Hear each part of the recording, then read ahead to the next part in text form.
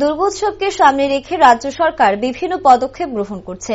তারই অঙ্গ হিসেবে শারদোৎসবকে সামনে রেখে বিশালগড় বাজার বিভিন্ন খাবারের দোকানে অভিযান চালায় স্বাস্থ্য ও খাদ্য দপ্তরের আধিকারিকরা।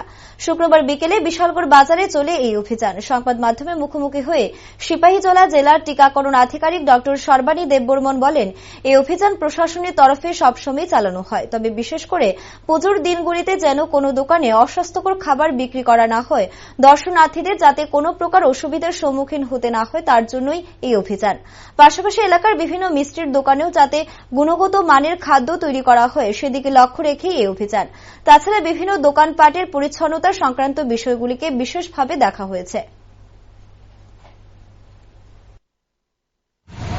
আসন্ন পূজাতে আমাদের যারা পূজা দর্শনার্থী তাদের খাবার খাওয়ার জন্য যাতে আমরা এমনিতে একটা রুটিন প্রোগ্রামে এসেছি আমরা ফুড সেফটির জন্য, আর আসন্ন পূজাতে যাতে খাবার খাওয়ার পরে যাতে কোনো পূজার দর্শনার্থীদের যাতে কোনো প্রবলেম না হয় তার জন্য খাবারের যাতে সুব্যবস্থা করা হয়। প্রত্যেকটা সুইটসের দোকান যারা যারা খাবারের ব্যবস্থা করছে তাদেরকে আমরা প্রত্যেক দোকান যাচ্ছি, আর সেটা দেখার জন্য তাদের গুণগত মানগত কিরকম চলছে, ওরা কিভাবে খাবার বানাচ্ছে, এটা খাদ্যোপযোগী কিনা, আর সবাই খেলে তাদের কোনো স্বাস্থ্যের কোনো প্রবলেম হবে কিনা সেটা দেখার জন্য আমরা বেরিয়েছি।